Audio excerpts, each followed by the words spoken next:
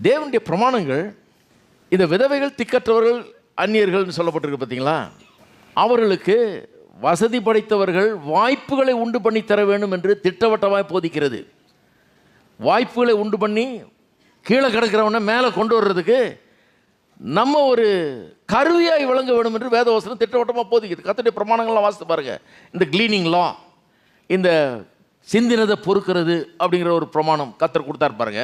ரெண்டு வசனம் வாசிக்கிறேன். வாசித்து ஒரு காரியத்தை சொல்ல வரும். லேவியராம் 19ஆம் அதிகாரம் முதல்ல வாசிக்கிறேன். லேவியராம் 19:9-10.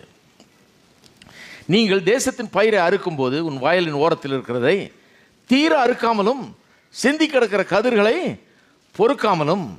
நல்லா கவனிச்சிங்களா? ரொம்ப இன்ட்ரெஸ்டிங் வசனம். மொட்டை அடிச்சிடாதுன்றாரு. அறுக்கும்போது கொஞ்சம் விடு, வேணுன்னே விடு கொஞ்சம் அப்படின்றாரு. உன் திராட்சை தோட்டத்தில் பின்னறுப்பை அறுக்காமலும் அதில் சிந்தி கிடக்கிற பழங்களை பொறுக்காமலும் அவைகளை எளியவனுக்கும் பரதேசிக்கும், பரதேசினா ஃபாரினர், விட்டு விடுவாயாக. நான் உங்கள் தேவனாகி கர்த்தர். இதை விட ஒரு அருமையான வசனம் உபாகமம் 24ஆம் அதிகாரம், உபாகமம் 24:19 வாசிக்கிறேன். நீ உன் பயிரை அறுக்கையில் உன் வயலில் ஒரு அரிக்கட்டை மறதியாய் வைத்து வந்தாயானால், மறந்துட்டேனா அதை எடுத்து வரும்படி திரும்பி போக வேணாம், பரவாயில்ல விடுன்றார், வேணுன்னே விடுன்றார். ஒரு அரிக்கட்டை வச்சுட்டு வந்துட்டாங்க, பரவாயில்ல யாராவது எடுத்துக்கிட்டோம். தாய் தகப்பன் இல்லாத ஒரு பிள்ளை, பசியில் இருக்கிற ஒரு விதவை எடுத்துக்கிட்டோம், அவங்களுக்கு 4 நாளைக்கு வரலாம், அது வச்சுக்கிட்டோன்றாரு. போக வேண்டாம். அப்புறம் என்ன காரணம் சொல்கிறார் பாருங்க. உன் தேவனாய் கர்த்தர் உன் கைப்பிரயாசத்தில் எல்லாம் உன்னை ஆசீர்வதிக்கும்படி அதை பரதேசிக்கும் திக்கற்ற பிள்ளைக்கும் விதவைக்கும் விட்டு விடுவாயாக. அதையும் எதை கனெக்ட் பண்ணுறாரு பாருங்க. உன் கையின் பிரயாசத்திலெல்லாம் கர்த்தர் உன்னை ஆசீர்வதிக்கிறதுக்காகவே நீ மறந்து விட்டுட்டு வந்ததை திருப்பி போய் எடுக்காத, போட்டோம் பரவாயில்ல, அந்த கூடையை அப்படியே அவள் எடுத்துகிட்டு போட்டோம், அந்த அரிக்கட்டை அப்படியே அவள் எடுத்துகிட்டு போட்டோம், அது யாராவது பிள்ளைகள் யாராவது எடுத்துகிட்டு போய் சாப்பிட்டோம்ன்றார். நீ உன் ஒலிவ மரத்தை உதிர்த்து விட்ட பின்பு கொம்பிலே தப்பி இருக்கிறதை பறிக்கும்படி திரும்பி போக வேண்டாம், அதை பரதேசிக்கும் திக்கற்ற பிள்ளைக்கும் விதவிக்கும் விட்டு விடுவாயாக. எத்தனை தடவை திரும்பி சொல்கிறார் பாருங்க, பரதேசி, திக்கற்ற பிள்ளை, விதவைன்னு. நீ உன் திராட்சை பழங்களை அறுக்கும்படி அறுத்த பின்பு மறுபடியும் அதை திரும்ப போக வேண்டாம், அதை பரதேசிக்கும் திக்கற்ற பிள்ளைக்கும் விதவிக்கும் விட்டு விடுவாயாக. அப்புறம் என்ன சொல்கிறார் பாருங்க, நீ எகிப்திலே அடிமையாக இருந்ததை நினைப்பாயாக, ஆகையால் இப்படி செய்யும்படி நான் உனக்கு கட்டளை இடுகிறேன். 3 மோட்டிவேஷன்ஸ் தரார் இப்படி பண்ண சொல்லி. இந்த சட்டங்களை ஃபாலோ பண்ணுறதுக்கு 3 காரியங்கள் சொல்கிறார் அவர், ஏன் இப்படி ஃபாலோ பண்ணணும். 1, நீ கையிட்டு செய்கிற வேலையெல்லாம் கர்த்தருடைய ஆசீர்வதிக்கும்படியாக மறந்துட்டு விட்டு வந்ததை மறந்துடு, எடுக்காத போய் அப்படின்றார். ஏன்? அப்போ நீ கையிட்டு வேலை செய்கிறதுலாம் நீ அங்கே என்ன இழந்தி அதோட 10 மடங்கு இங்கே கிடைக்கும், 100 மடங்கு இங்கே கிடைக்கும். கையிட்டு செய்கிற வேலையிலலாம் கர்த்தர் ஆசீர்வதிப்பார். 2வது, நீ எகிப்தில் அடிமைத்தனத்தில் இருந்தப்போ உன்னை எப்படி கசக்கி புழிந்தாங்கன்னு ஞாபகம் வச்சுக்கோ. உன்னை எப்படி அப்ரெஸ் பண்ணாங்க, கொடுமைப்படுத்தினாங்க. அந்த கொடுமைக்குள்ள ஒவ்வொரு நாளும் கண்ணீர் விட்டு கதறினியே, அதை மனசில் வச்சுக்கோ. நான் இறங்கி வந்து உன்னை விடுவிச்சேனே, எவ்வளோ பெரிய பிரச்சனையில் இருந்த, சந்தோஷம் இல்லாமல் அற வைத்து கஞ்சி அண்ட ஒரு குடிசன் இருந்தவன், நீ மறந்துடாத. ஒருத்தன் ஒடுக்குனா, உன்னை கசக்கி பிழிஞ்சான், அப்படி தான் வேலை வாங்கினா, நீ இன்னொருத்தனுக்கு அதை செய்யவே செய்யாதன்றார். இன்னொருத்தனை ஒடுக்காத, கசக்கி பிழியாத, அவனை ஒரு அடிமையை போல் நடத்தாத, ஏன்னா நீ அடிமையாக இருந்த ஞாபகம் வச்சுக்கோன்றார். 3வது காரணம் என்ன சொல்கிறாரு, இது நான் உனக்கு பிறப்பிக்கும் கட்டளை. எல்லாரும் சொல்லுங்க, கட்டளை. கட்டளைக்கும் முடிஞ்சா செய்யுன்றதுக்கும் பெரிய வித்தியாசம் இருக்குது. இதெல்லாம் முடிஞ்சா செய், விழுந்தா மறந்து விட்டுரு, முடிஞ்சா செய்யின்னு சொல்ல, அப்படி தான் செய்யணும். இது உனக்கு நான் சொல்கிற கட்டளை, கமாண்ட். திஸ் இஸ் மை கமாண்ட்ன்றார். இது என்னுடைய கட்டளை, இப்படி தான் நடந்துக்கணும். நீ எவ்வளோ திட்டவட்டமாக சொல்கிறாரு பாருங்க. கடவுளுடைய பிரமாணங்கள் அற்புதமானவைகள். கர்த்தர் கீழே கிடக்கிறவனை எண்ணி பார்க்கிறார், விதவையை, திக்கற்றவர்களை, அந்நிய தேசத்துக்காரனை அவனை எண்ணி பார்க்குறார். அவன் எப்படி பிழைப்பான், எப்படி சாப்பிடுவான், அவனுக்கு நிலம் இல்லையே. இஸ்ரவேல் எல்லாருக்கும் குடும்பமாக நிலம் வச்சுருக்கிறாங்க, இவர்களுக்கு தான் நிலம் இல்லை, எப்படி சாப்பிடுவாங்க, அவர்களுக்கு ஒரு ப்ரொவிஷன் பண்ணணுமேன்னு சொல்லியே இந்த சட்டங்களை கொண்டு வந்தார். உண்மை என்ன தெரியுமா? சரித்திரபூர்வமாக நீங்கள் பார்த்தீர்கள்னு சொன்னால் எல்லா காமெண்டேட்டருமே அதை சொல்கிறாங்க.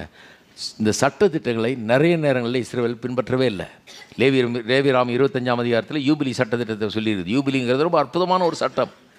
ஒவ்வொரு 50வது வருஷத்திலும் கடன் வாங்கும்போது ஒருத்தன் அடமானம் வச்ச அவனுடைய வீடு இதெல்லாம் திரும்பி தரப்படணும் அவனுக்கு. அவன் ஒருவேளை அவனே அடிமையாக வந்திருந்தா கூட 50 வருஷத்துக்கு பிறகு அவன் திரும்பி போயிடணும். கடன் கொடுக்கலாம், அடமானம் வச்சுக்கலாம் வீட்டை, ஆனால் 50 வருஷத்துக்கு அந்த வீட்டையோ அல்லது நிலத்தையோ அனுபவிக்கலாம், அந்த அறுவடையை அனுபவிக்கலாம் 50 வருஷத்துக்கு. கடன் கொடுத்தவன். அதுக்கு மேலே அவன் சொத்தை வச்சுக்க முடியாது. 50 வருஷம் அனுபவித்த பிறகு சொத்தையும் நான் வச்சுக்குவேன்றது எப்படி சொல்கிறார்? திரும்பி கொடு. அவன் உயிரோட இல்லைன்னா பிள்ளைக்காக திரும்பி கொடு. எவனும் இந்த சொத்தை நான் கொடுத்த சொத்துன்றார் கர்த்தர். நான் பங்கிட்டு போட்டு கொடுத்தேன் பாலும் தேன் ஓடுற தேசத்தை. நான் கொடுத்த சொத்தை பிடுங்கிறதுக்கு எவனுக்கு அதிகாரம் கிடையாது. நான் தலைமுறை அந்த குடும்பத்துக்கு சொந்தமாக இருக்கும்படி கொடுத்துருக்குறேன், திரும்ப கொடுன்றாரு. உங்களுக்கு தெரியுமா ஒன்று, சரித்திரபூர்வமாக பார்த்தீங்கன்னா அதை ஃபாலோ பண்ணதே கிடையாது. ஒவ்வொரு 50வது வருஷத்தையும் எக்காலம் ஊதி அந்த பாவ நிவாரண நாளிலே இந்த 50ஆம் வருஷத்தை அறிவித்து ஜனங்கள்லாம் ஆர்ப்பரித்து அதை கொண்டாடி, அடிமையாக இருந்தெல்லாம் வீடு திரும்பட்டும், அடமானம் வச்ச வீடெல்லாம் திரும்பி கொடுங்க, நிலத்தெல்லாம் திரும்பி கொடுங்கன்னு சொன்னார். ஒவ்வொரு 50ஆம் வருஷமும் பண்ணியிருக்கணும். பண்ணதே இல்லைன்னு சரித்திரபூர்வமாக சொல்கிறாங்க. என்ன கடின உள்ளம் படித்தவங்க பாருங்கள். ஏன் பண்ணல தெரியுமா? இவங்க வசதிக்காக. அடமானத்துக்கு இடத்த எடுத்துக்கிறது, அவனுக்கு காசை கொடுக்கறது, கொடுக்கும்போதே ஜெபம் பண்ணுறது, ஆண்டவரே அவன் திரும்பியே வரக்கூடாது. ஏன்னா அந்த வீடு அவனுக்கு கொடுத்த காசை காட்டிலும் 10 மடங்கு போகிறோம். எப்படியாவது அபகரிச்சிக்கலாமா, சொந்தமாக்கிக்கலாமா, இந்த சொத்தை எப்படியாவது நமக்கு சொந்தமாக்கிக்கலாம். சொத்து ஆசை, பண ஆசை பாருங்கள், எல்லா தீமைக்கு வேறாக இருக்குது. அதனால் கடவுளுடைய பிரமாணத்தையே மதிக்கிறது கிடையாது. அதையே ஒரு பெருசாக நினைக்கிறது கிடையாது, ஃபாலோ பண்ணுறதே கிடையாது. இப்படியெல்லாம் கட்டில் கொடுத்துருக்கிறார். ஓரத்தை வெட்டாத, மரத்தை மொட்டை அடிக்காத, விட்டு வை, விதவையும் திக்கற்ற பிள்ளையும் அந்நியனும் சாப்பிட்டுன்னு சொல்கிறாரு. அதையெல்லாம் நிறைய நேரத்தில் ஃபாலோ பண்ணாமல் விட்டு விட்டார்கள்னு சொல்கிறாங்க. யாரும் ஃபாலோ பண்ணது கிடையாது, மதித்தது கிடையாது கடவுளுடைய பிரமாணத்தை. ஆனால் போவாஸ் மதிக்கிறான். அதை மதிக்கிற ஒரு மனுஷன் இதையெல்லாம் மதிக்காத ஒரு சமுதாயத்தில் வாழ்ந்துக்கிட்டு இவன் வித்தியாசமானவனாக இருக்கிறான். நிறைய பேருக்கு என்னென்னா, இன்னைக்கு கிறிஸ்தவங்க கூட பாருங்கள், எங்கள் ஊரில் அப்படி தாங்க வழக்கம், எங்கள் ஊர் வழக்கப்படி அப்படின்வாங்க. அப்போ ரட்சிக்கப்பட்டது எதுக்கு? உங்கள் ஊர் வழக்கப்படி வாழ்கிறதுக்கா? ஹலோ, எல்லாருக்குமே ஊர் இருக்குதுங்க. நானும் ஒரு ஊர்லேருந்து வந்தேன், அதை கேன்சல் பண்ண முடியாது. அந்த ஊரில் தான் பிறந்தேன், அப்படி தான் அது. ஆனால் என் ஊர் வழக்கப்படி செய்கிறதில்ல. வேதம் என்ன சொல்லுகிறதோ அதன்படி செய்ய வேண்டும். வேதம் தான் என்னுடைய கலாச்சாரம். நான் பிறந்து வளர்ந்தது என்னுடைய கலாச்சாரம் இல்லை. அதனால தானே நிறைய பேர் இப்படி இருக்கிறோம். அதுதானே சமுதாயத்தில் இருக்கிற பிரச்சனைக்கே காரணமாக இருக்குது. வேண்டாத சில கலாச்சாரங்கள், சீரழிக்கிற சில கலாச்சாரங்கள் நம்ம பூந்துக்கிட்டு மக்களுடைய வாழ்க்கையில் இருந்துக்கிட்டு அதுக்கு பெரிய முக்கியத்துவம் கொடுத்து வாழ்க்கையை சீரழியுது, சமுதாயமே சீரழியுது, அநேகருடைய வாழ்க்கை எதனால சீரழியுது.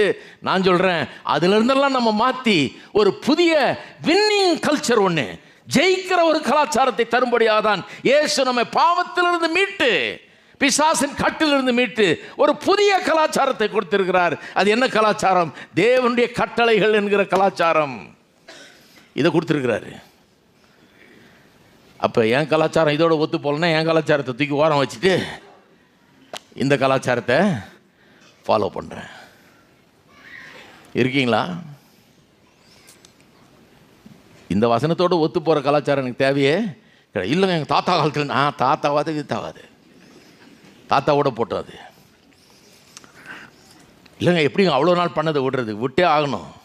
ஏன்னா அந்த தாத்தாவால் தான் பிரச்சனை, அவரால் தான் உருப்படாமல் போகிறது. அதை விட்டே ஆகணும், தொலைச்சே ஆகணும், தூக்கி எரிஞ்சே ஆகணும், அதுலேருந்து விடுதலை ஆகியே ஆகணும். புது வாழ்க்கையை வாழணும். கிறிஸ்துவுக்குள் இருக்கிறவன் புது சிருஷ்டியாக இருக்கிறான், பழையவைகள் ஒளிந்து போயின, எல்லாம் புதிதாயின. புது மனுஷனை நான் வாழணும்.